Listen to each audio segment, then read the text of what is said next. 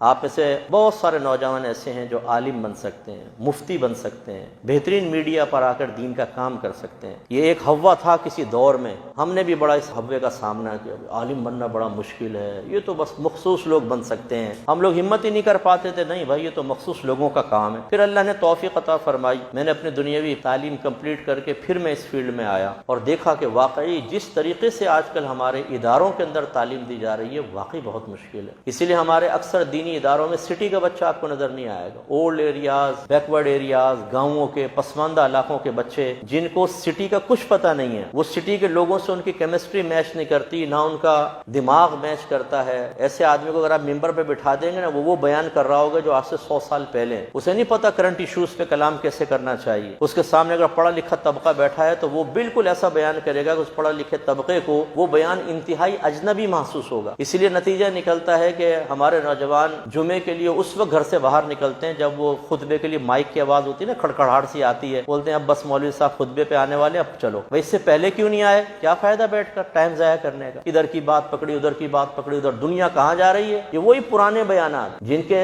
باعث ثواب ہونے، باعث برکت ہونے کا میں انکار نہیں کر رہا ہوں، لیکن آپ کے ابا جان مر رہے ہوں، انہیں دوا کی ضرورت ہو، آپریشن کی ضرورت ہو، اور آپ کے ابا جان، میں آپ کو قرآن کی تفسیر سناؤں گا آج بیٹھ کے، اس میں بڑی برکت ہوتی ہے، بڑی رحمت نازل ہوتی ہے، ابا ہائے ہائے کر رہے ہیں اور آپ کے قرآن میں اللہ نے یہ فرمایا، حدیث سنا رہے ہیں عربک متن کے ساتھ، وہ ابا کہے گا خدا کے واسطے اسپتال پہنچا دے، پہلے علاج ہو جائے، پھر قرآن بھی سن لوں گا، دیگر چیزیں بھی۔ یعنی یہ محل کے خلاف ہے، محل کام ہے، برکت والی چیز ہے، آپ اچھا کام کر رہے ہیں، لیکن یہ محل نہیں ہے اس کا۔ ایسے سامنے بیٹھی ہوئی عوام کو کیا چیز دینی ہے، نوجوانوں کو کیا ترغیب دینی ہے؟ اگر ایک پسماندہ علاقے سے بچہ آئے گا جو اپنے معذرت کے ساتھ، مجھے کسی پہ بدگمانی بھی نہیں کر رہا ہوں، نہ آپ کو کہہ رہا ہوں بدگمانی کریں، لیکن اکثر بچے اپنے معاشی مسائل حل کرنے کے لیے آتے ہیں۔ ایک ایک گھر میں 6 7 بچے ہیں، کھلانا مشکل ہے، وہ کہتے ہیں 4 کو دارالعلوم میں ڈالو، خرچہ بچ گیا، عالم بنے گا، خود اپنا خرچہ اٹھا لینا، شادی کر لینا، مسجد لے لینا، حجرہ مل جائے گا، بیوی کو وہیں پر رکھ لینا، چلو جی 4 بچوں کی تو کفالت ہوئی ادارے کے ذمے، باقی 3 رہ گئے، وہ ابا کے ساتھ کام کرتے ہیں، وہاں سے ارننگ ہوتی ہے، تمام اولاد کو صحیح طرح یوٹیلائز کر لیا جی، صحیح یوز شروع ہو گیا ہے، ارننگ سٹارٹ ہو گئی ہے اولاد کی طرف سے۔ اب آپ بتائیں، جو اپنے معاشی مسائل کو حل کرنے کے لیے ادارہ جوائن کرے گا، جس نے دنیاوی تعلیم کبھی نہیں پڑھی، نہ اسکول گیا، نہ کالج گیا، نہ یونیورسٹی گیا، بعض تو ایسے ہوتے ہیں اردو تک لکھنی نہیں آتی اور وہ عالم بننے کے لیے آتے ہیں، اسی مخصوص ماحول میں اپنے گرائیوں کے ساتھ ہی گھوم رہے ہیں، پھر رہے ہیں، ادھر ادھر جا رہے ہیں، فارغ ہو گئے، پھر انہی کے ساتھ ان کی اٹھک بیٹھک گیٹ ٹوگیدر ہوتی ہے، تمہیں کون سی مسجد ملی؟ ادھر